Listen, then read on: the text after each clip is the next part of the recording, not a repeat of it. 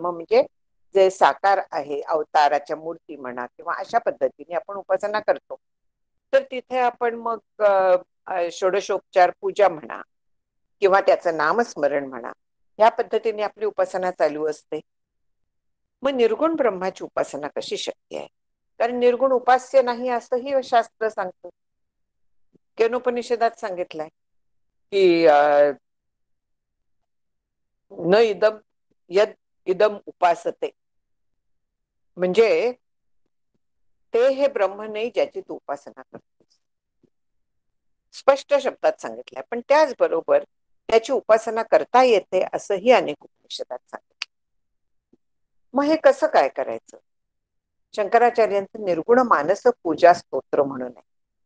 अप्रतिम स्तोत्र आहे. त्याचं मराठी भाषांतर पण तेवढंच सुंदर आहे. आपल्यापैकी बऱ्याच जणांना ते माहिती असेल. तर तशा पद्धतीने पूजा केलेली आहे. किंवा तुकाराम महाराजांनी पूजा जी केली होती ती कासयाने पूजा करू तुझी केशीराजा, अशा पद्धतीने त्यांनी पूजेचा हा केला होता, घाट घातला होता की सगळंच तुझं आहे, मी कशा पूजा करू तुझी. म्हणजे ही जी निर्गुणाची पूजा आहे ती काय पद्धतीने करता येईल असं शास्त्र सांगतं. एकीकडनं म्हणतं की पूजा शक्य नाही, एकीकडनं म्हणतं की पूजा करायची. म्हणून इथे सांगितलं की निर्गुणाबद्दल ते अनादि आहे, अनिर्वचनीय आहे, नित्य आहे, शुद्ध आहे वगैरे पद्धतीने जर का आपण चिंतन करत राहिलो, निर्गुणाच्या गुणांचं इथेच व्याघात दोष आहे. म्हणजे जे निर्गुण आहे त्याला गुण नाहीये, पण जे विधी आणि निषिद्ध, विधेय निषेध असं ज्याला गुणांना म्हणतात, म्हणजे हे जे वेदातले विधी निषेध आहेत ते नाही येते. तर हे जे आहेत हे ज्याला आपण काय म्हणूया सच्चित आनंद, हे विधेय आहे. म्हणजे तिथे नकार नाहीये, तिथे सत म्हटलेलं आहे, चित म्हटलंय, आनंद म्हटलाय. अशा पद्धतीने ब्रह्माचं आपल्याला चिंतन करता येतं. आपण अनेक वेळा पाहिलाय की कुठचीही वस्तू दिसली तर त्याच्या मागे सत्तत्व आहे, म्हणजे सद्ब्रह्माचं चिंतन झालं, कधीही ज्ञान झालं तर त्याच्या मागे ते जे चित तत्व आहे ते आहे म्हणून मला ज्ञान होत आहे, ते ज्ञान रूपता आहे म्हणून मला ज्ञान होत आहे. अशा पद्धतीने आपल्याला विचार करता येतो. आनंदाच्या एका अंशाचा आपल्याला प्रत्येक जेव्हा कधीही कुठच्याही जगातल्या पदार्थातनं आपल्याला विषयातनं अनुभव येतो आनंदाचा, तो ह्या आनंदाचा अंश आहे अशा पद्धतीने चिंतन करता येतं. हे विधेय झालं. आणि निषेध्य पद्धतीने म्हणजे ते अपाद पाणी आहे. पाणी म्हणजे हात, पाद म्हणजे पाय, म्हणजे त्याला हात पाय नाहीये, ते अमन आहे, अप्राण आहे. मग जेव्हा माझ्या शरीराला प्राण आहे, माझ्या शरीराला मन आहे, हात आहे, पाय आहेत, बुद्धी आहे, हे सगळं आहे, म्हणजे शरीर ब्रह्म असणं शक्य नाही. अशाही पद्धतीने आपल्याला ब्रह्माचं चिंतन करता येतं की मग हे शरीर म्हणजे ब्रह्म नाही. आता हे अशा ह्याने अनुसंधान ब्रह्मतत्वाचं आपल्याला ठेवता येतं आणि ह्याला ब्रह्माची उपासना म्हणतात. आवाज ह्या नीट नाही पद्धतीने येते. आवाज नीट नाही येते. नाही येतो. हा, अशा पद्धतीने आपल्याला उपासना शक्य होते. आता कोणी असं म्हणतात की रूप नाहीये, नाम नाहीये ब्रह्माला, आणखी त्याची उपासना कशी करणार? ते मनाला कळत नाही, त्याच्याबद्दल वाणीने बोलता येत नाही, बुद्धी तिथपर्यंत पोचत नाही, सगळ्या पद्धतीने विचार केला जातो. पण तरी देखील ब्रह्माचं जे ज्ञान होतं असं म्हणतात, ज्ञानाच्या बद्दल पण तसंच आहे ना. जे ब्रह्म कुठच्याही इंद्रियांनी जाणता येत नाही, कुठच्याही प्रमाणाने जाणता येत नाही, तरी सुद्धा त्या ब्रह्माचं ज्ञान करून घ्यावं असं श्रुती सांगतात. म्हणजे याचा अर्थ असा आहे की हे जे सांगितलेलं आहे ते श्रुतीच्या पद्धतीने, श्री गुरूंनी सांगितलेल्या पद्धतीने जर का आपण गेलो तर त्या ब्रह्माशी एकरूप होऊन त्याचं ज्ञान होऊ शकेल. त्याचं वेगळेपणाने ज्ञान शक्य नाही हे खरं आहे, पण तरी देखील तेच मी असल्यामुळे मला त्याचं अखंड ज्ञान आहे हे आपल्याला विसरता येत. आपल्याला ते कळत नाही. यात साक्षात अपरोक्षात ब्रह्म म्हणून म्हटलेलं आहे श्रुतीमध्ये. उपनिषदात यत साक्षात अपरोक्षात ब्रह्म म्हटलंय. म्हणजे जे साक्षात आहे, प्रत्यक्ष आहे, ते ब्रह्म आहे. मला कळत नाही याचा अर्थ ते नाही असं नाहीये. इंद्रियांना कळत नाही हे खरं आहे, पण तरी देखील ते तसंच आहे ज्या अर्थी श्रुतीने सांगितलेलं. आणि आता जे सच्चिदानंदाचं म्हणतं त्या पद्धतीने आपल्याला त्याच्याबद्दल विचार करता येतो. सगळं जग मला दिसत आहे म्हणजे त्याच्या मागे अधिष्ठान आहे, त्याच्या मागे ते तत्व आहे आणि ते प्रकट आहे. माऊलींनी जे अमृतानुभवात म्हटलंय, आपलं चांगदेव 65 आहे, सॉरी आठवत नाही, की वाया नाम हे लुगडे रवी हे सूतची उघडे. म्हणजे सूत असून सुद्धा आपण त्या कापडावरचं डिझाईन आणखी रंगण त्याच्यात रमतो. आपण सुताकडे लक्ष देतो. जेव्हा पोत बघतो त्यावेळी फक्त आपण सुताकडे लक्ष देतो, बाकी आपण सुताकडे लक्ष देतो. आपण जे बघतो ते आपण त्या याच्यावरचं डिझाईन आणखी याच्याकडेच आपलं सगळं लक्ष असतं. म्हणजे सूत उघडं असून सुद्धा आपल्याला ते दिसत. अलंकारात सोनं उघडं आहे पण तरीही आपल्याला ते दिसत नाही, कारण आपली नजर नामरूपांवरती खेळलेली असते. तसंच या ब्रह्माच्या बाबतीत आहे. ते उघडं आहे, त्याच्याशिवाय जगात काहीही नाहीये. तेच सगळं झालंय असं अमृतानुभव सांगतं. ब्रह्मच सगळ्या रूपांनी नटलेलं आहे, जग हा ब्रह्माचा विस्तार आहे, अशा पद्धतीने अमृतानुभवाची भाषा आहे. इतकं ते प्रकट आहे. प्रकट रामाचे निशाण म्हणून म्हटलेलं आहे. आत्मा राम ज्ञान घन, समर्थ म्हणतात. हे प्रकट रामाचे निशाण कोण आहे? आत्मा राम ज्ञान घन. ज्ञान घन, आपल्याला जे ज्ञान होत आहे ते त्याच्यामुळे होत आहे, हे विसरूच शकत नाही आपण. म्हणून ब्रह्माच्या बाबतीत त्याचं अपरोक्ष ज्ञान करून घ्यायचं, परोक्ष ज्ञान आधी करून घ्यायचं, आणि त्या परोक्ष ज्ञानाच्या साह्याने आपल्याला त्याचं अनुसंधान ठेवता येतं. ह्या अखंड अनुसंधानाचा परिणाम म्हणून आपल्याला त्याच्याशी एकरूपता येऊ शकते. अखंड अनुसंधान जेव्हा होतं तेव्हा त्या गोष्टीचा ध्यास लागतो, तर तेव्हा आपण तद्रूप होऊ शकतो. ह्या पद्धतीने आपल्याला त्या ब्रह्माच्या पर्यंत, म्हणजे ब्रह्मज्ञान म्हणत नाही मी, कारण ते ज्ञानरूप आहे आणि आपल्यालाही तसं व्हायचं आहे. ब्रह्म स्वसंवेद्य आहे, कारण ते बाकी कुठच्याही वेगळेपणाने जाणता येत नाही. आणि म्हणून आपल्याला सगळा ब्रह्म घोटाळा घोटाळा आपण जो म्हणतो तो यामुळे म्हणतो की आपल्याला जी सवय आहे ती आपण काय म्हणूया, हा ग्रंथ, हा माझा हात, असं वेगळेपणाने जाणतोय आपण. ब्रह्माला हे ब्रह्म असं नाही म्हणतात. जरी ह्या सगळीकडे ब्रह्म व्यापून असलं तरी देखील अशा पद्धतीने वेगळेपणाने दाखवता येत, ते होऊनच दाखवता येत, त्याच्याशिवाय शक्य होत नाही. आणखीन म्हणून अनुसंधान जी आहे, अनुसंधान रूप उपासना ही खरी उपासना आहे, ब्रह्माची उपासनाची. आता ब्रह्माला नाव नाही म्हणता म्हणता सुद्धा ब्रह्म हे नाव त्याला आहेच की नाही, दिलं माणसानेच दिलंय ना. ओंकार हे नामच त्याचं आहे ना. याही पद्धतीने आपल्याला विचार करता येतो. सगळं जग ह्या ओम ह्या एका शब्दातनं झालाय. हा शब्दच उठला, हा कुठनं उठला? त्या ब्रह्मावरतीच उठलेला आहे. ओंकार ब्रह्मस्वरूपच आहे, म्हणजे संपूर्ण विश्व जे आहे ते ब्रह्म आहे. म्हणून अखंड चिंतन, तत्वानुसंधान याच्या साह्याने अहमचा शेवटी विसर पडतो. एकच जेव्हा आपण अशा पद्धतीने विचार करायला लागतो, जसं आपण नाम घेतोय, सगुणाचं नाम घेतोय, सगुणाचा बाबतीत काय होतं की आपण त्याचं रूप पण मनात आठवू शकतो, त्याचं चरित्र आठवू शकतो. त्यामुळे आपल्याला अनुसंधानाला जास्त सोपं जातं. आणि म्हणून 12व्या अध्यायात भक्तियोग अध्याय जो आहे गीतेतला, तर त्याच्यात भगवंतांनी सगुण उपासनेला जरा झुकतं माप केलं.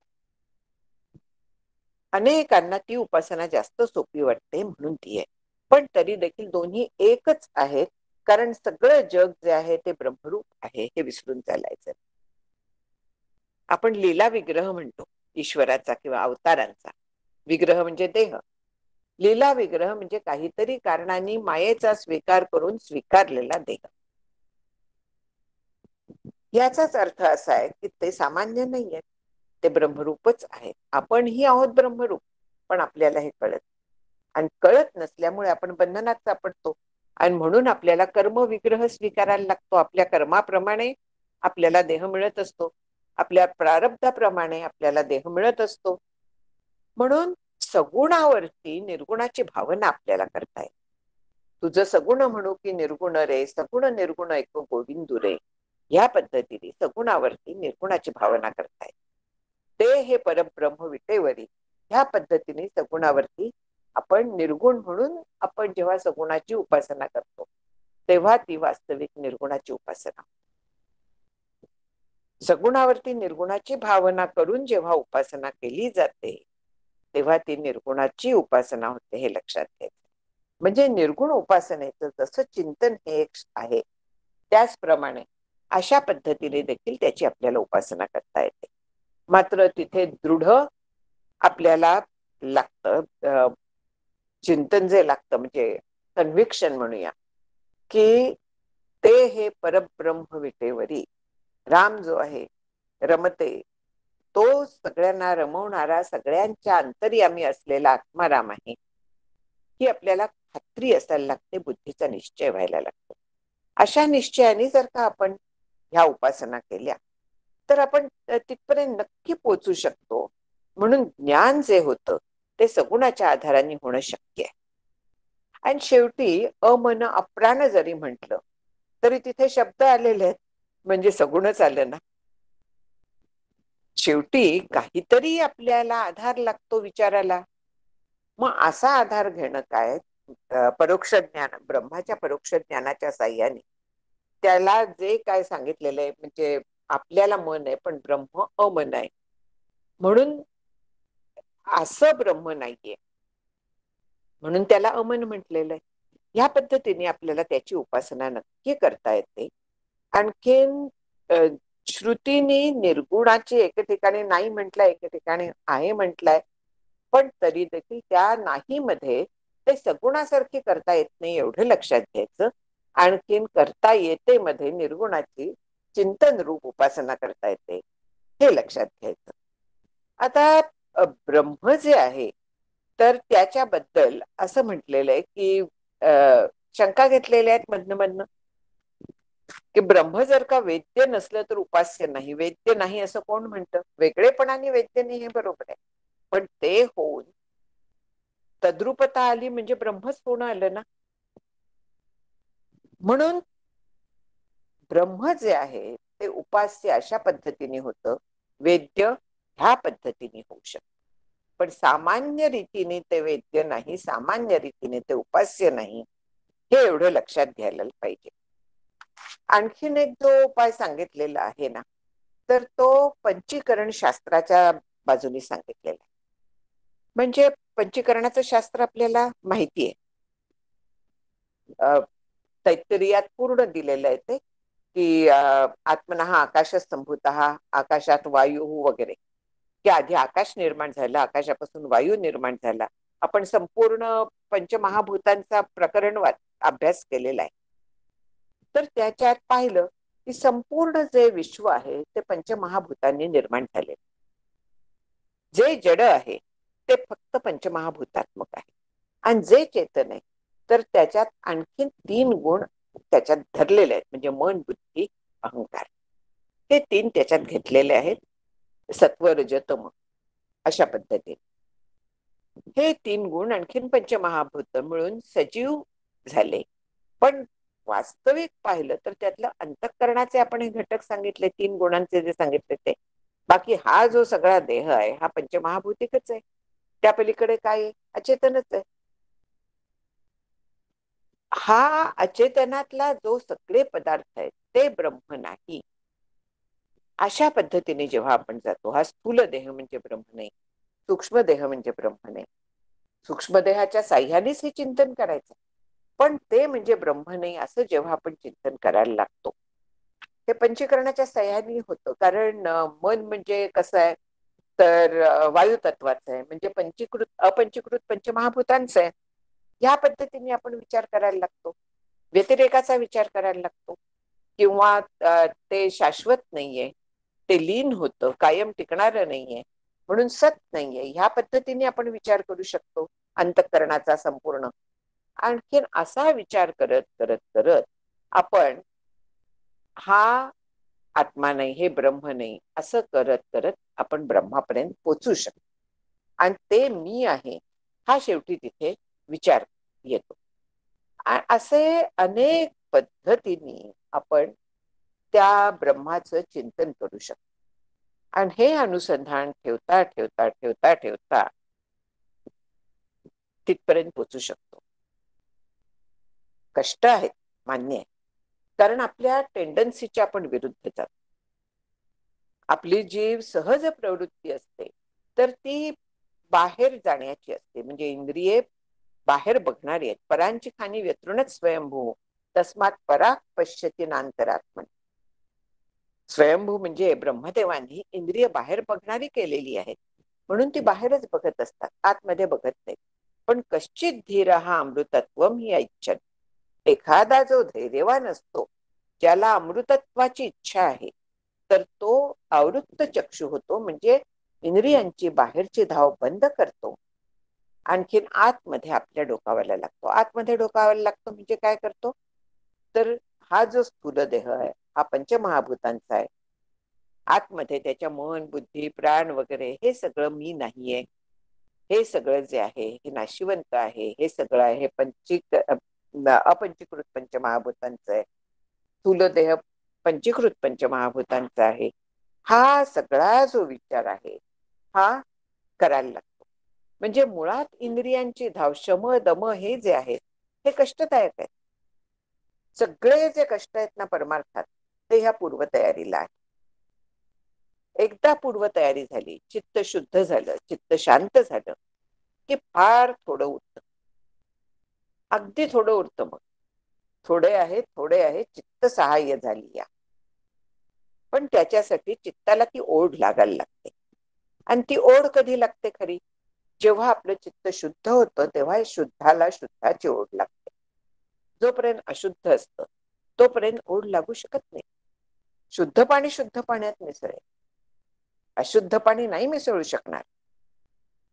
पण जे लोक काय म्हणूया पूर्ण बंधनात अडकलेले असतात, अनादि अयम मोह म्हणून शंकराचार्य म्हणतात, असे जे मोहित लोक असतात, तर ते मग व्यवहारातल्या फायद्यासाठी काय उपासना करायची ती बघतात काम. मग मंत्रांची करतील, मंत्र जप करतील काहीतरी मिळावं म्हणून, किंवा नुसते संसारातले कष्ट उपसत राहतील, बाकी काही नाही करणार ते. पुनरपि जननम पुनरपि मरणम चक्र त्यांचं सुरू राहील. आपल्याला जे बळ लागतं तर ते ईश्वराच्या कृपेचं लागतं. त्याचप्रमाणे आपल्या अंतःकरणाचं मनाचं लागतं, मनाची ताकद लागते. नायमात्मा बलहीनेन लभ्या न मेधया न बहुना श्रुतेन. जर का निश्चय नसला, बल नसलं, सारखं डळमळीत असलं तर नाही मिळणार. त्याला प्रयत्नपूर्वक स्थिरावायला लागतं, त्याला कष्ट पडतात आणि ते कष्ट सोसण्याची तयारी लागते. ती जर का तयारी असली, त्याप्रमाणे कष्ट सोसले तर हे कोणालाही साध्य होऊ शकते. फक्त ही सगळी तयारी लागते. लोक महत्वाकांक्षी म्हणतात. सगळ्यात महत्वाचं काय, सगळ्यात महत्वाचं जे आहे ते महत तत्व आहे, ज्याला आपण ब्रह्म म्हणतो.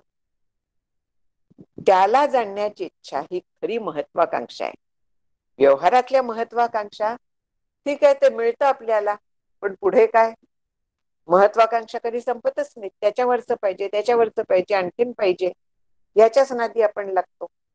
पण हे अशी एक गोष्ट आहे की जी मिळाली असताना पूर्णता येते, 100% पूर्णता येते. ही खरी महत्वाकांक्षा आहे. आणि मग म्हणून उपासकांच्या ज्या श्रेणी सांगितल्या ती निर्गुण उपासक सगळ्यात श्रेष्ठ म्हटलेला आहे. त्याच्या खाली सगुण उपासक म्हणतात. विशेषतः जर का तो सगुण उपासक दैवत समजून प्रार्थना करत असला, उपासना करत असला किंवा सकाम उपासना करत असला तर तो त्याच्याहून कनिष्ठ आहे. सकाम करत नसला तर जास्त चांगलं आहे. म्हणून सकाम उपासक त्याच्या खालती येतो, ज्याला परलोक उपासक म्हणून इथे म्हणताय. तामस उपासना असते ती आणखीन खालच्या दर्जाची गेली. दासबोधात तमोगुण म्हणून जो समास आहे ना, तर त्याच्यात असल्या उपासना सांगितलेल्या आहेत. त्याज्य म्हणून आणखीन कसलीच उपासना न करणारे केवळ प्रपंचात केवळ प्रपंचात अडकणारे हे सगळ्यात कनिष्ठ दर्जाचे म्हटलेले आहेत. म्हणून निर्गुण उपासना जी आहे तर ती सगळ्यात श्रेष्ठ असं म्हटलेलं आहे. तिथे प्रयत्न लागतात, खूप प्रयत्न लागतात. आणि प्रयत्नांच्या शिवाय प्रयत्ने वाळूचे कड रगडिता तेलही गळे म्हणते. प्रयत्नांती परमेश्वर ही जी म्हण आहे ती काय सांगते? पुरेसे योग्य दिशेने प्रयत्न केले, श्री गुरूंनी सांगितल्याप्रमाणे, शास्त्राने सांगितल्याप्रमाणे प्रयत्न केले तर तशी उपासना आपल्याला करता येते. निर्गुण उपासना आपल्याला करता येते. आणखीन तो लाभ आपल्याला निश्चितपणे होतो. आता ब्रह्माचे जे गुण सांगितलेले तर ते आनंदा, दया वगैरे म्हटलेले, म्हणजे आनंद वगैरे. आनंद हा आपल्याला त्याच्यासाठी आपण सगळं करत असतो. वास्तविक मला सुख मिळावं, मला आनंद मिळावा. सुख हा शब्द वास्तविक पाहिला तर व्यवहारात जे वस्तूंवरती, पदार्थांवरती अवलंबून असतं तर त्याला सुख असं म्हणतात. पण सुखरूप म्हटलं की ताबडतोब तो ब्रह्म होतं. सुखरूप ऐसा दुजा कोण सांगा, माझ्या पांडुरंगासारखा हो. तो आनंद रूप आहे, तो सुखरूप आहे. आणि आपल्याला तसं व्हायचं आहे. आनंद घन व्हायचा आहे. आनंदाशिवाय दुसरं काहीही नाही असं व्हायचं आहे. आनंदू अजी आनंदुरे माऊली पण म्हणतात.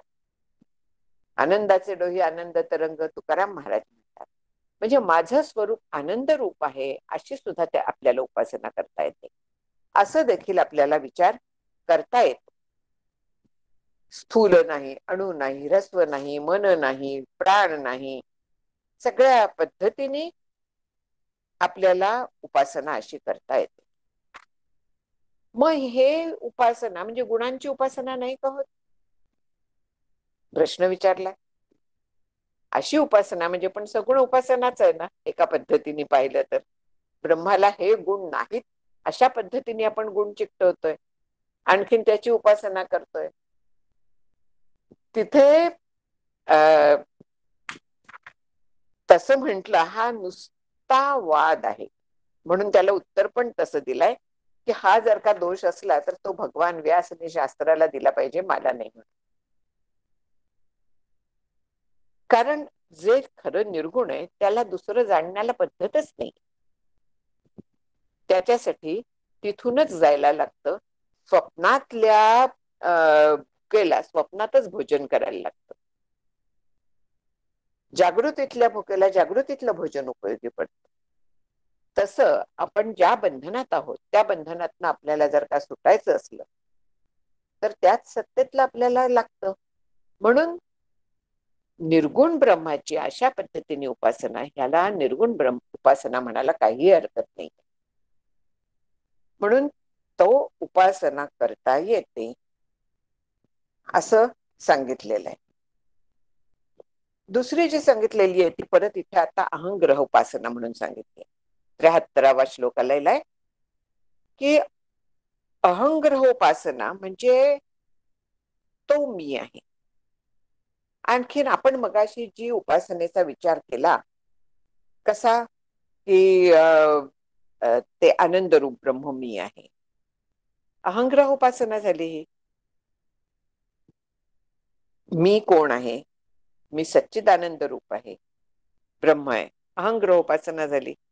म्हणजे एकीकडे निर्गुण उपासना आणि एकीकडे अशी ह्या बाबतीत ब्रह्म अमन अप्राण आहे केवळ ब्रह्माची उपासना झाली.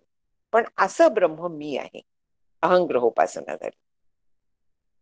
थोडा फरक आहे बघा, की ब्रह्म असं आहे म्हणून ब्रह्माबद्दलचं चिंतन करणं किंवा ब्रह्म कसं नाही अशा पद्धतीने ब्रह्माबद्दल चिंतन करणं, हे त्याची अनुसंधानात राहणं आहे, हे त्याची निर्गुण उपासना झाली. पण अशा अशा पद्धतीचं ब्रह्म मी आहे असं जेव्हा आपण म्हणायला लागतो, तेव्हा त्यालाच अहंग्रह उपासना असं म्हणतात.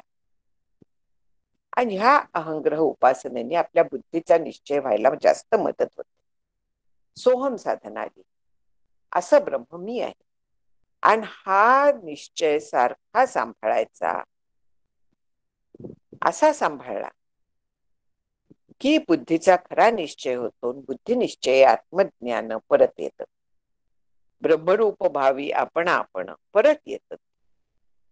तत्परायण अहर्निश हे होतं. आता पुढचा जो हा विचार आहे तो आत्मज्ञान आणि उपासना याच्यातला फरक काय आहे म्हणून केलेला आहे. तर जो बोध आहे तो वस्तुतंत्र आहे, आणखीन उपासना जी आहे ती कर्तृतंत्र आहे. उपासना आपल्याला प्रयत्नपूर्वक करायला लागते. इंद्रियांना आत वळवून उपासना आपल्याला करायला, विशिष्ट शास्त्राच्या पद्धतीने आपण उपासना करतो. ती करणं न करणं आपल्या मनावर अवलंबून आहे. आज कंटाळाला मी नाही करत, अशा पद्धतीने आपण ती सोडू शकतो. किंवा काही नाही, उपासना झालीच पाहिजे, अखंड ती राहिली पाहिजे, अशा पद्धतीने पण आपण करू शकतो. म्हणून त्याला कर्तृतंत्र म्हणजे जो कर्ता आहे तर त्याच्यावरती अवलंबून असं म्हटलेलं आहे. आणखीन बोध जो आहे तर तो स्वरूपाच्या आधी.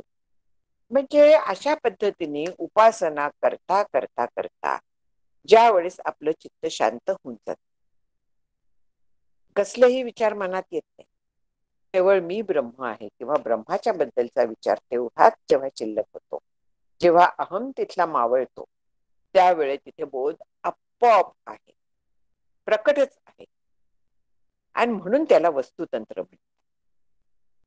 स्वरूप आहेच, ते आणायला लागलायचं नाही. त्यामुळे त्याला आप्य नाही किंवा प्राप्य नाही, विकार्य नाही, संस्कार्य नाही, उत्पाद्य नाही, अशा पद्धतीने म्हणण्यात येत.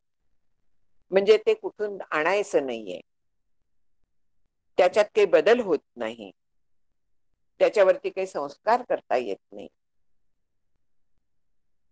त्यात उत्पन्न करता येत नाही ते, कारण ते कायम आहे, नित्य आहे. असं ते स्वरूप असल्यामुळे ज्या क्षणी बाकीचं मनातलं सगळं जातं त्या क्षणी ते तिथे आहे. म्हणून ते वस्तुतंत्र आहे. कर्त्यांनी फक्त शांत व्हायचंय, कर्त्यांनी फक्त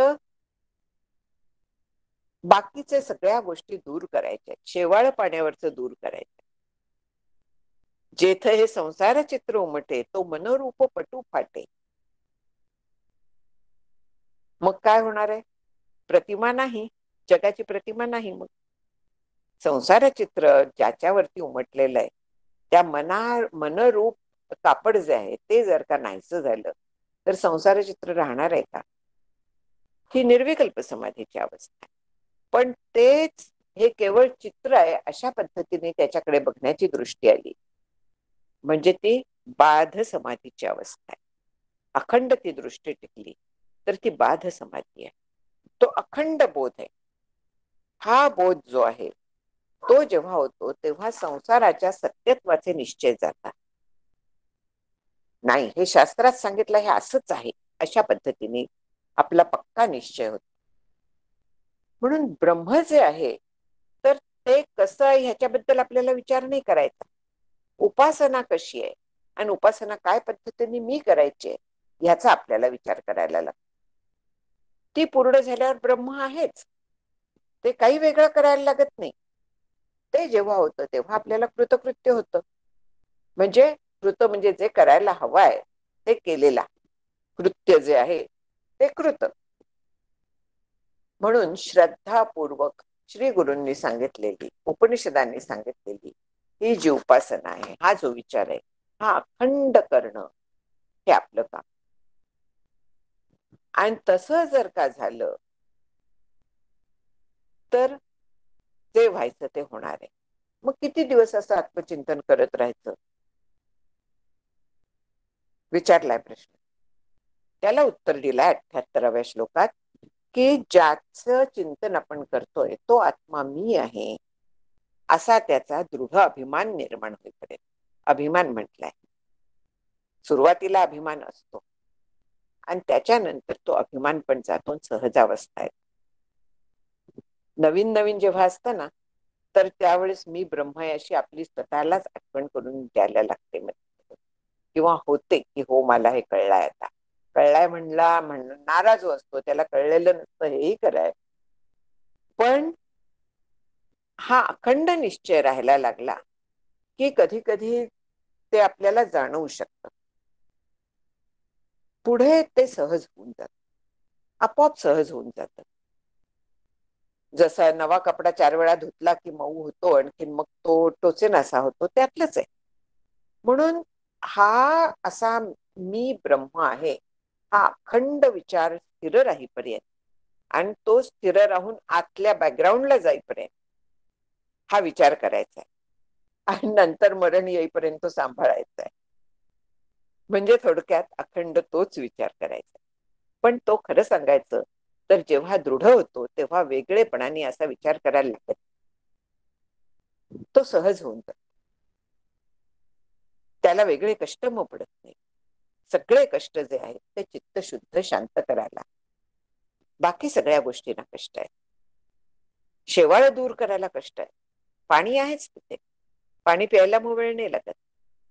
तसं आहे की हा जो अभिमान आहे ह्याचं एक उदाहरण दिलेलं आहे की संवर्ग विद्येचा एक ब्रह्मचारी होता. संवर्ग म्हणजे जो आपल्यामध्ये सगळं सामील करून घेतो.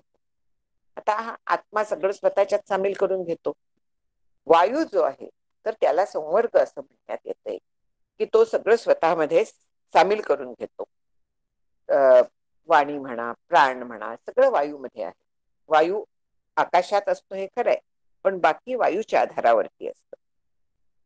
आणि ती संवर्ग विद्या त्यांनी एका राजाला शिकवली, अशा पद्धतीचा हा उपदेश आहे.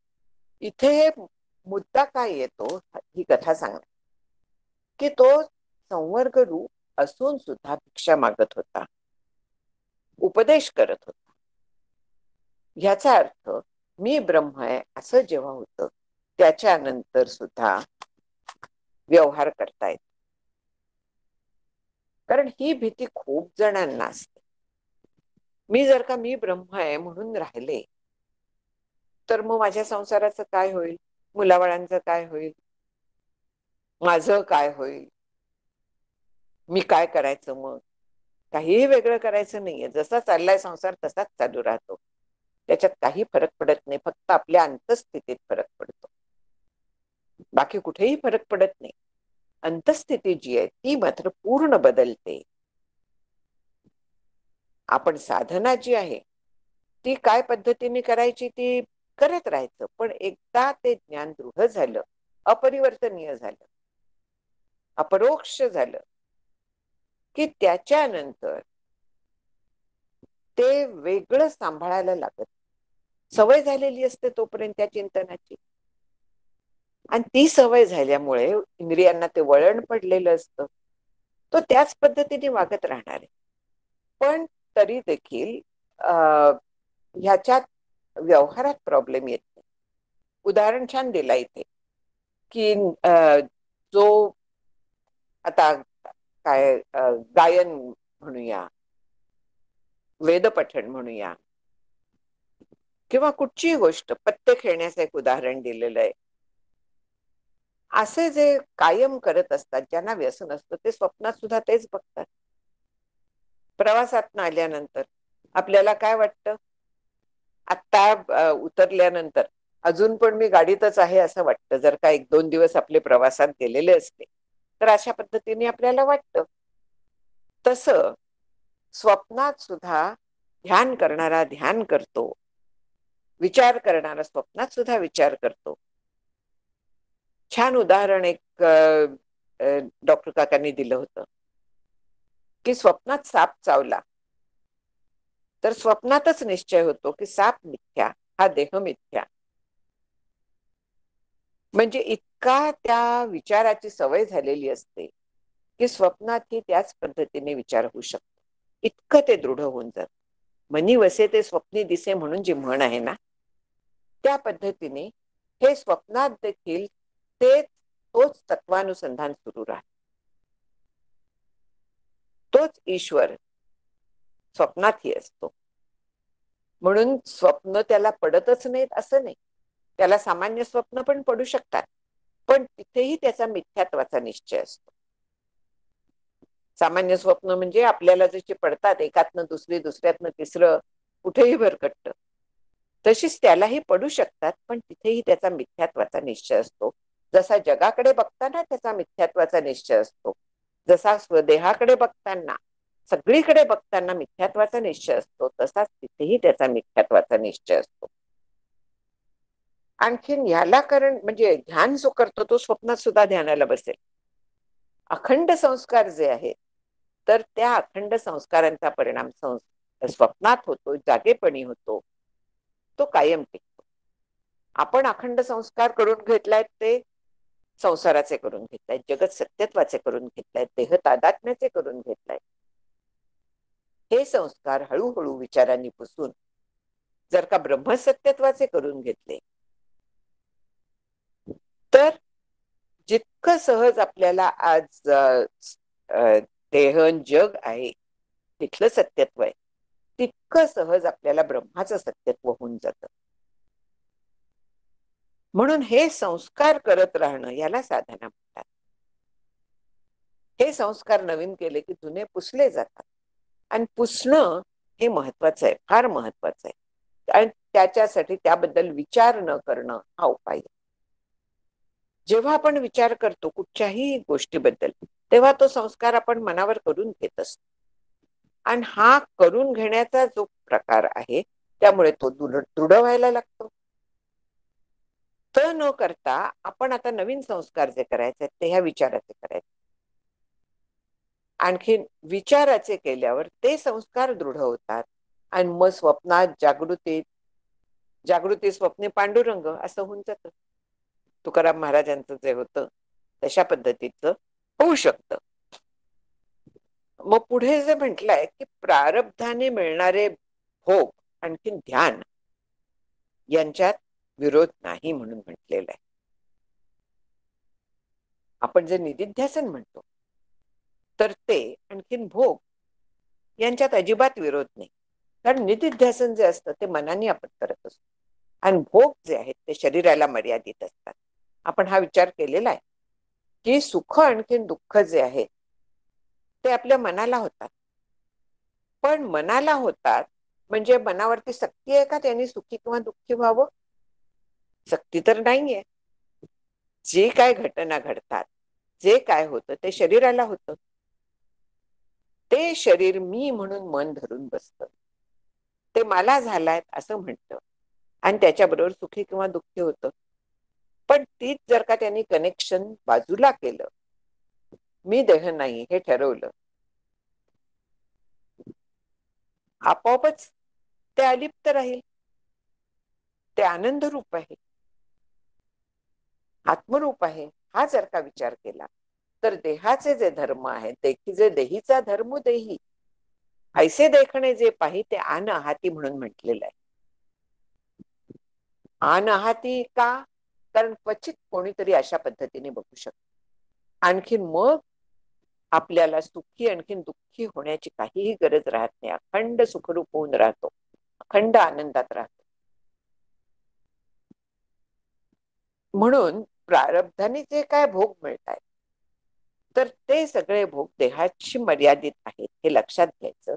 आणखीन ते आपल्या अनुसंधानात बाधा आणू शकत. हा, आता खूप डोकं दुखताय वगैरे असं एक एकदा होतं, पण तरी देखील हा विचार आपल्याला करता येतो जर का आपल्याला जमलं तर. हळूहळू जमायला लागतं ते, की हो देहाला होत आहे, मला काय करायचंय. अशा पद्धतीने आपण विचार करू शकतो, मी ब्रह्म आहे. डोकं दुखताय खरं आहे, पण ते स्थूल देहाचं आहे, माझा संबंध नाही. अशा यांनी आपण विचार करू आपल्या स्थितीत राहू शकतो. सुरुवातीला निश्चित जड आहे, मग सगळं जग मिथ्या आहे, माझं डोकं तेवढं सत्य आहे असं होऊन जातं.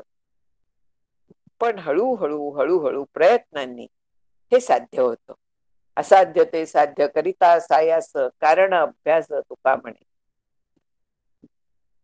शेवटी तेच आहे की अभ्यास येणं तू कौंतेय वैराग्येण च गृह्यते, हे जे म्हटलेलं आहे ते परत परत आपल्याला मनावरती आपल्या ठसवून घ्यायला लागतं, ज्या वेळेस आपल्याला वाटतं की हे जमणार नाही आपल्याला. इथे जो दृष्टांत दिलेला आहे तर तो परपुरुषावर आसक्त झालेल्या स्त्रीचा दिलेला आहे, की ती काम करते, तिच्या कामात काही त्याला फरक पडत नाही, पण ध्यान कसलं करते, त्याचं ध्यान करते. ती घरातली कामं करतच राहते, त्या कामांमध्ये काहीही फरक पडत नाही, काम जसं व्हायचं तसं होतं. हा, आता एक खरं आहे की जी घरकामाचा जिला खूप आवड आहे अशी जी करेल ती जास्त ते व्यवस्थित करेल, आणि ही जी करेल तर ती ते ध्यान करत असताना करेल, तर त्यामुळे कुठेतरी एखादी कमतरता राहू शकेल तिच्या ह्याच्यात, पण तरी देखील कामं होतात हे महत्वाचं. त्याच्यात अडथळा येत नाही, व्यवहारात अडथळा येत नाही, हे महत्वाचं आहे. आपल्याला ही कायमची भीती असते, म्हणून ध्याननिष्ठा जी आहे अशी जी सांभाळणारा साधक आहे तर त्याच्याबद्दल थोडासा अडथळा येऊ शकतो, कारण ध्यानाला बसायला लागतो. व्यवहारात तिथे अडथळा अशा पद्धतीचा येतो. योगश चित्तवृत्ती निरोधा म्हटलंय ना, ध्यान मार्ग जो आहे तर ते बैठकीच्या ध्यानाला आपल्याला बसायला लागतं एका जागी, चित्तवृत्तीचा निरोध करायला लागतो, आणखीन त्या तत्वाशी एकरूप व्हायला लागतो. त्या काळात आपल्याला काम करणं शक्य नसतं, पण जो ज्ञानी आहे त्याचा व्यवहाराशी कुठलाही विरोध नाही. ज्याची सहज अवस्था झालेली आहे तो तर सामान्य संसारी लोकांच्या पेक्षा जास्त चांगलं काम करू शकतो व्यवहारातलं, कारण त्याचं चित्त चटकन एकाग्र होतं, इकडे तिकडे जसं संसारी लोकांचं पांगलेलं असतं, राग काळजी चिंता ह्याने डळमळीत झालेलं असतं, तसं ह्याचं डळमळीत झालेलं नसतं. त्यामुळे हा निर्णय जास्त चांगले घेऊ शकतो, व्यवहारातले अधिक चांगल्या पद्धतीने काम करू शकतो. म्हणून जो असा आहे विरक्त ज्ञानी जो आहे तर तो उत्तम व्यवहार करून आपली स्थिती सांभाळू शकतो, हे लक्षात घ्यायचं. आता विरक्त म्हटलेलं आहे, वैराग्य जे आहे ते सुरुवातीला आपल्याला प्रयत्नपूर्वक कमवायला लागतं आणि त्याच्यानंतर ते हळूहळू हळूहळू सहज व्हायला लागतं. गुणमय वैराग्य, गुणगंध वैराग्य वगैरे नाव आहेत त्याचीही. गुणगंध वैराग्य म्हणजे मी वैराग्य संपन्न आहे हा सुद्धा विचार न राहणं, इतकं ते वैराग्याला सहजता आहे. गंध सुद्धा न राहणं असा जो आहे तर ते खरं वैराग्य असतं, आणि ती खरी स्थिती असते ज्ञानाची. त्याला दत्तभार्गव संवाद म्हणून एक ग्रंथ आहे, तर त्याच्या मुक्ताचे 3 प्रकार सांगितलेले आहेत. बहुमानस म्हणजे आत्ता ज्याचं आपण वर्णन केलं तो, ज्यात सहजावस्था उत्तमा सहजावस्था म्हणून जे म्हटलेलं आहे तो. मध्यमा ध्यान धारणा म्हटलेलं आहे, त्याला समनस्क म्हणतात. समनस्क म्हणजे ध्यानाच्या काळी तो ब्रह्माशी एकरूप होईल, पण बाकी काळात त्याचा जगाचा बाध झालेला नसतो, आणि त्यामुळे जगातली सुख दुःख याचे तडाखे त्याला बसत असतात. जोपर्यंत मिथ्यात्वाचा निश्चय झालेला नाहीये, जोपर्यंत देहाशी तादात्म्य आहे, तोपर्यंत सुख दुःखाचे तडाखे बसतात. केवळ ध्यान काळात त्याच्याशी एकरूप झालं तर विदेहमुक्ती मिळेल, पण जीवनमुक्ती कमी दर्जाची राहील, कारण तो अखंड आनंदात राहणार, तडाखे बसत राहतील. त्याला समनस्क असं नाव. आणि तिसरा जो तिथे सांगितलाय तो नष्ट मानस म्हणून म्हटलाय, की अभ्यास मुळातला जास्त नव्हता, पण इतका निश्चय की त्यांनी प्रचंड प्रयत्नांनी आपलं मन जवळजवळ नाहीच केलं. ज्यांना आपण अवलिये वगैरे म्हणतो ना, त्यातले बरेचसे ह्या कॅटेगरीतले असतात.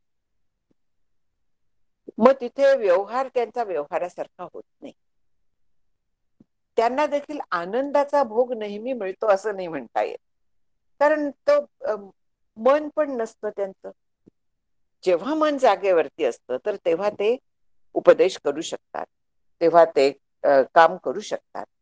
पण जेव्हा मन त्यांचं वर निघून गेलेलं असतं, नष्टप्राय जेव्हा असतं, तर त्यावेळेस ते काही करू शकत नाही. हे 3 प्रकार सांगितलेले आहेत जीवनमुक्त आपलं मुक्तांच.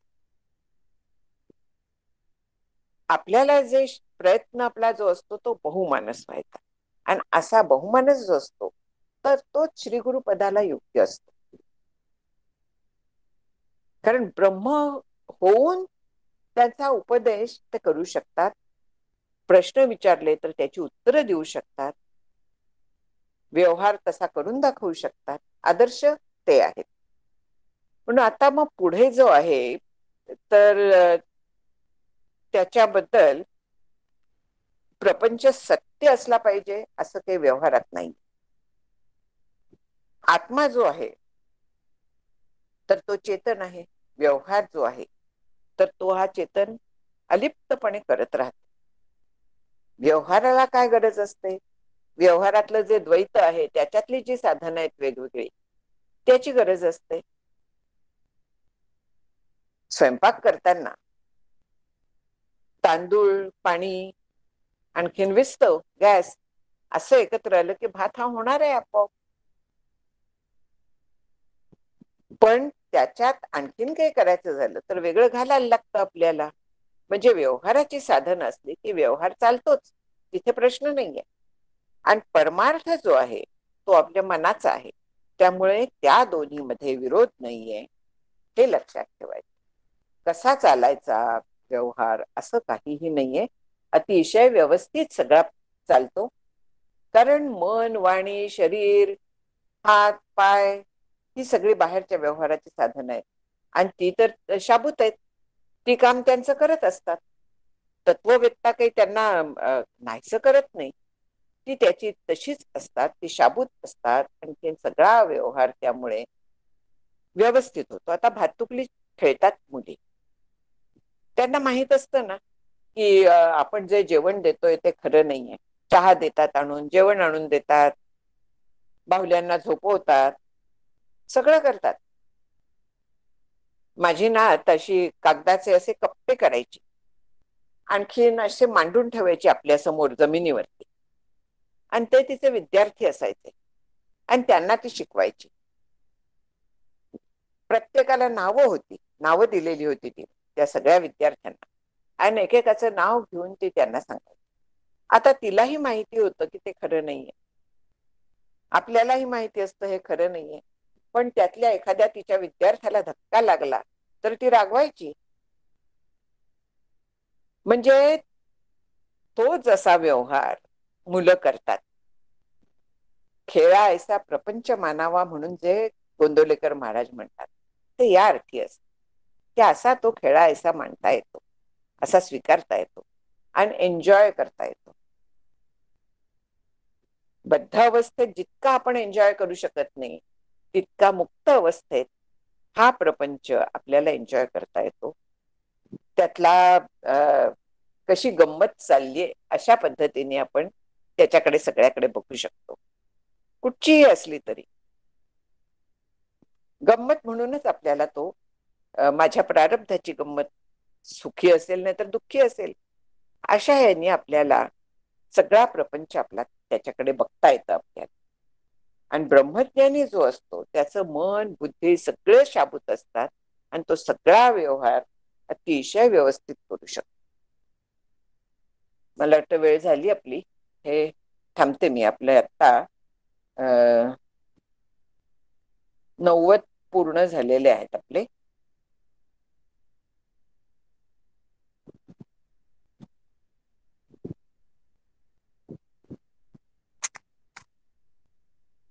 काही प्रश्न असले तर बोला. नमस्कार ताई, श्रीराम. नमस्कार. सुरुवातीच्या शंकराचार्यांनी लिहिलेलं एक स्तोत्राचं नाव सांगितलं, ते जर समूहावर पाठवलं ऍडमिननी तर बरं निर्गुण पडेल. मानस पूजा स्तोत्र. अच्छा, निर्गुण मानस पूजा स्तोत्र. बरं, धन्यवाद. श्रीराम. आणखीन ते जर मराठी भाषांतर आहे ना, तर ते असेल आपल्यापैकी कोणाकडे तरी, त्यांना पाठवायला सांगा. चालेल, धन्यवाद. निश्चित कोणाकडे तरी असेल. ते फार सुंदर आहे, ते पण मराठीतलं आहे ते. श्रीराम. म्हणजे तेच ना, चराचरी तू आवाहने, चराचरी तू आवाहन मी काय तुला कामी करे. परापूजा. परापूजा ते पाठवून दे ग्रुप वरती, आहे ना? हा, मिळेल. हा.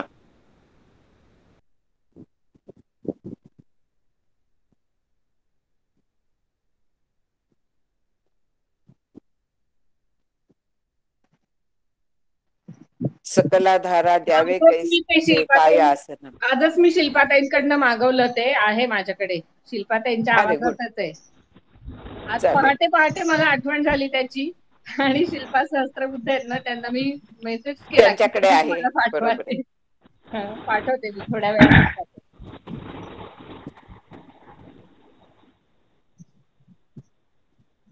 मी पहिल्यांदा त्यांच्या नंदेकडेच ते ऐकलं होतं, सीमावर्तक. त्यांना म्हणून दाखवू दे ना. होय.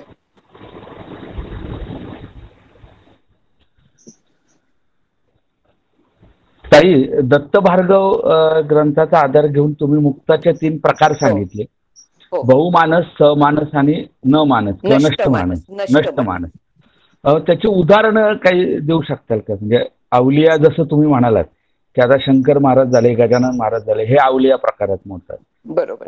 मग दुसरा जो मधला प्रकार सांगितला ते ध्यानी समजावेत, आणि वरचा प्रकार तो संत समजावेत का? होय, म्हणायला काही हरकत नाही. अच्छा. ठीक आहे. आता हे जे होते ना चांगदेव महाराज, हे समनस्क होते आधी. अच्छा, म्हणजे मधला प्रकार. हा, कारण त्यांना ध्यानाच्या काळात अनुभव होता, पण जाग झाल्यानंतर सगळं जग हे त्यांना सत्य वाटत होतं. देह तादात्म्य होतं म्हणून देह जगवत होते ते. पण मुक्ताबाईंनी त्यांना अनुग्रह दिल्यानंतर त्यांना जेव्हा व्यापक ब्रह्मतत्वाचा अनुभव आला, चांगदेव पासष्टी पाहिली तर व्यापक ब्रह्मतत्व तिथे सांगितलेलं आहे. पूर्णपणे अन्वयाचे तिथे विचार आहे. आणि तो अनुभव आल्यानंतर त्यांनी ही संजीवन समाधी घेतलेली आहे. अच्छा.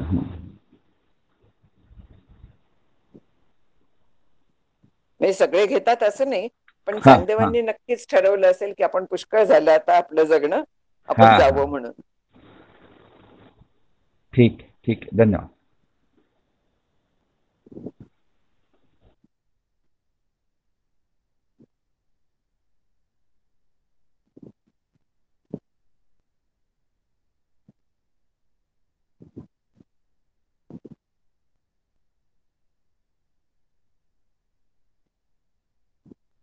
ती परापूजा कोणाला गाता येत असली तर गाऊन पण पाठवा याच्यावरती ग्रुपवर. नमस्कार ताई. हा, बोला. 78व्या श्लोकामध्ये मी आत्मा आहे, हे मरण काळापर्यंत हा अभिमान म्हणजे ही सहज भावना सांभाळायची असं सांगितलं. गोंदवलेकर महाराजांच्या प्रवचनातून की मरणाच्या क्षणापर्यंत राम नाम मुखामध्ये असेल तर मी त्याला तरुण देईन असं म्हटलेलं आहे. तर मग ते राम नाम घेणं आणि मी आत्मा आहे म्हणजे मी ब्रह्म आहे असं, हे दोन्ही एकच का? एकच, कारण राम नाम हा आत्माराम आहे. आत्माराम म्हणजे ब्रह्मच आहे ना. हो, म्हणजे त्या अर्थाने ते नाम घ्यायचं आहे. त्या अर्थाने म्हणजे जोपर्यंत श्वास आहे शरीरात तोपर्यंत नाम चालू पाहिजे. पण मग ते त्याचं सगुणाचं ध्यान त्याला असता कामा नये. अहो, सगुण निर्गुण वेगळं राहतच नाही. अशा ह्याच्यात सगळं जग ब्रह्मरूप होऊन जातं. तिथे केवळ मूर्ती काय धरून ठेवायची?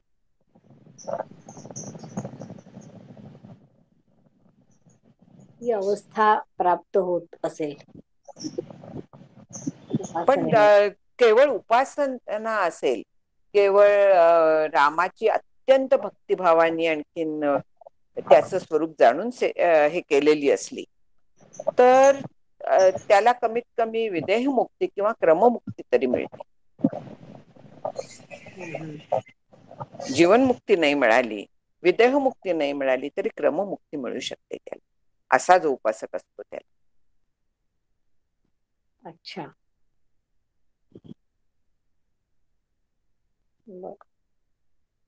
पण क्रममुक्ती आत्माराम म्हणजे आहे माहिती आहे ना? असं समजून आत्माराम आहे, राम हे आत्माराम आहेत असं समजून ही उपासना असेल तर मी आत्मा आहे ह्या अवस्थेपर्यंत उपासना जाऊ शकते, साधना जाऊ बरोबर. शकते ना. आणि मग तिथे विदेहमुक्ती तरी नक्की मिळेल. पण जर का रामाची विष्णू म्हणून किंवा राम म्हणून उपासना केली तर अशा यांना एक तर पुढला जन्म चांगला मिळतो किंवा क्रममुक्ती मिळू शकते. अच्छा. ब्रह्मलोकात जाऊन ब्रह्मदेवाबरोबर ब्रह्मदेव तिथे उपदेश करतो त्यांना, आणखीन ते मुक्त होतात. हे दोन पैकी एक कुठली तरी गती त्यांना होऊ शकते, जे मनापासून खरोखरी रामाचं नाम घेतायत, म्हणजे कुठल्याही देवाचं नाम घेतायत, त्यांना ह्या दोन पैकी कुठलीही गती मिळू शकते. बर, खूप छान सांगितलं. म्हणजे प्रश्नाचं उत्तर आणि आजचं सुद्धा खूप छान सांगितलं, आवडलं. खूप गोष्टी लक्षात येतात. खूप गोष्टी लक्षात येतात, नव्याने लक्षात येतात. हो हो हो. ह्या ग्रंथाचा उद्देशच तो आहे की आपल्याला ज्या बऱ्याचशा शंका असतात, काही काही शंका आपल्या लक्षात सुद्धा येत नसतात, ह्या आपल्याला या ग्रंथातनं सगळ्या जातात. बरोबर.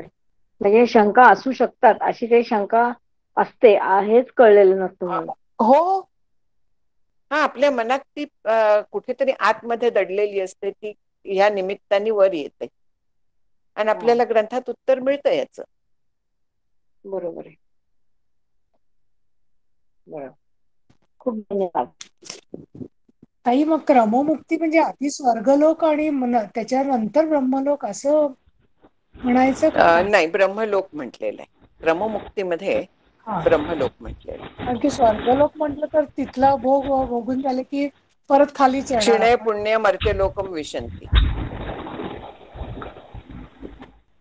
मग ताई, हे क्रममुक्ती विदेहमुक्ती यांची चत्वार मुक्तीशी कशी सांगड घालायची? चत्वार मुक्ती जी आहेत ना, सायुज्य मुक्ती जी आहे ना, तर ती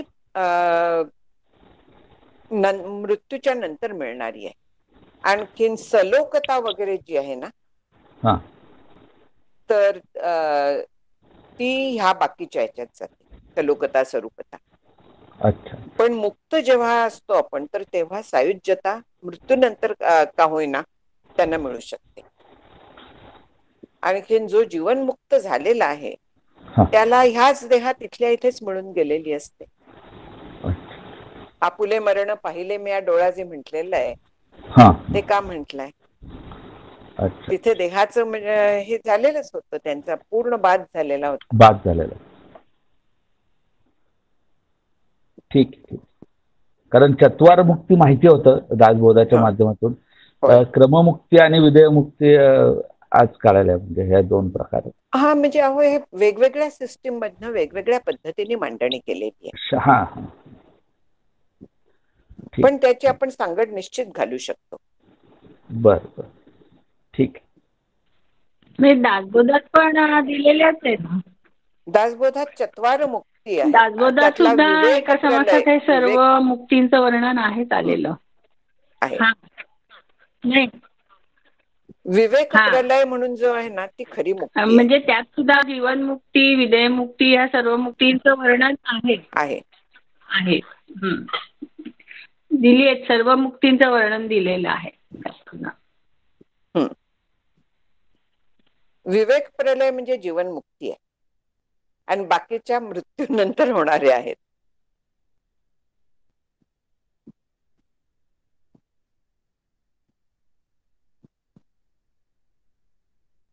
आपल्या साधनेचा उद्देश हेतू हा जीवनमुक्त असायला पाहिजे असा ठेवायचा आहे का? असतो असाच ठेवायचा आहे. असाच ठेवायचा आहे. हो हो हो. म्हणजे केली जाते उपासना, सकाम उपासना करण्यात येते, त्याच्यातही काही वाईट नाहीये, पण निष्काम उपासना जास्त चांगली आहे. ती आपल्याला मोक्षाकडे घेऊन जाईल. सकाम उपासना आपल्याला जगातल्याच गोष्टी देईल, पण कमीत कमी देवाकडे आपण मागतोय, देवावरची श्रद्धा वाढते, या दृष्टीने सकाम उपासना पण हरकत नाहीये काही. चतुर्विधा भजन्ते माम म्हटलेलंच आहे ना भगवंतांनी. हो हो बरोबर आहे. पण होते अशी म्हणजे की मनाची अवस्था की काही नाही मागू. जसं गोंदवलेकर महाराजांनी सांगितलं की मला काहीच मागायची इच्छा नको, हीच कृपा कर माझ्यावर, की मला काहीच मागायची इच्छा होऊ नये, हे मला दे. आणि त्याच ते पटतं म्हणजे असं सांगितलं. म्हणजे आपल्याला सद्गुरूंनी मज न कळे ते दे रे राम, ते फार छान आहे. दे राम मागो नेणे दे रे राम मज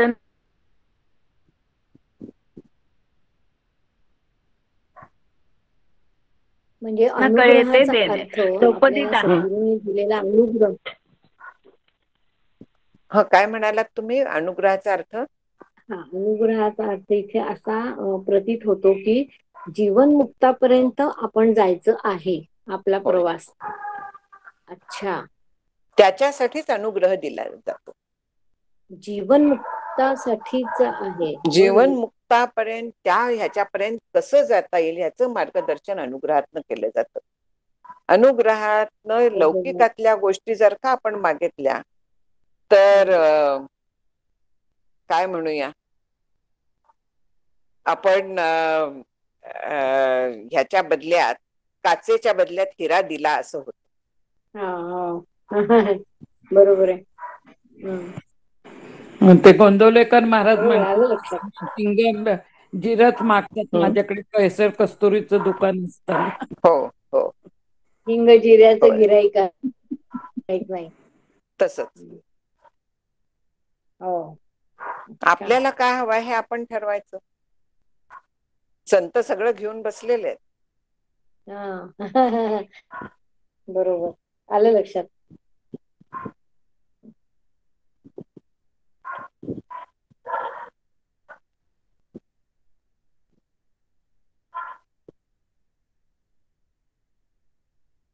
चला, झालं.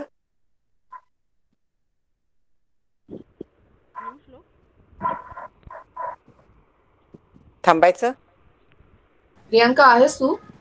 मावशी, हो हो येऊ येतोय खूप आनंद. हॅलो मावशी, हॅलो होतं या सर्व अध्यात्म चर्चेत. होय, आनंदच असतो ह्याच्यात.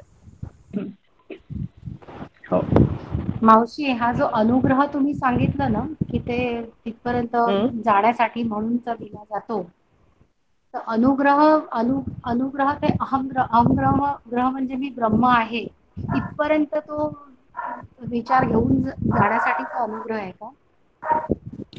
अनुग्रहात केवळ तेवढं नाहीये, म्हणजे तीच उपासना दिली जाईल असंही नसतं. आपल्या प्रकृतीप्रमाणे अनुग्रहात उपासना दिली जाते.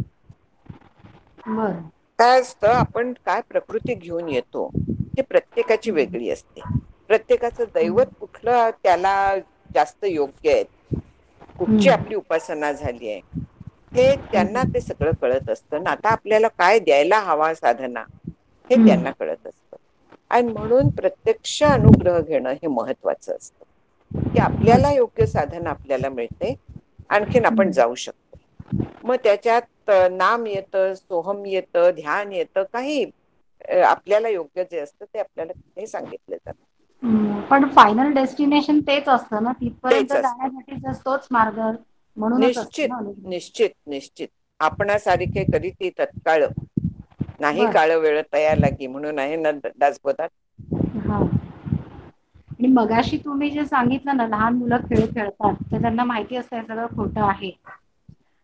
तर आपण आपला प्रपंच किंवा व्यवहार जो चालतो तो तशाच दृष्टिकोनातनं किती गंमत मजा चालली असं तुम्ही म्हणालात की त्या दृष्टीने बघायचा.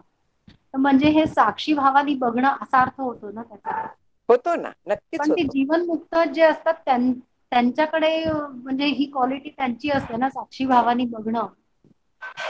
ते सहज झालेलं असतं त्यांचं, आपल्याला प्रयत्न करायला लागतो.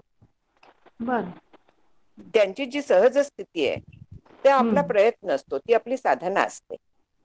म्हणजे साधना करत करत करत आपण त्या साक्षी भावापर्यंत त्या साधनेला सहजता येते. बर, धन्यवाद.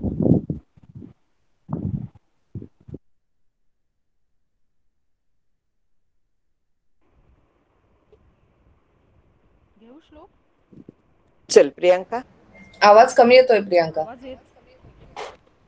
दुसऱ्या बनाव की सही मग म्हणा. येतोय. Hello hello. खूप कमी येतोय. मी घेते.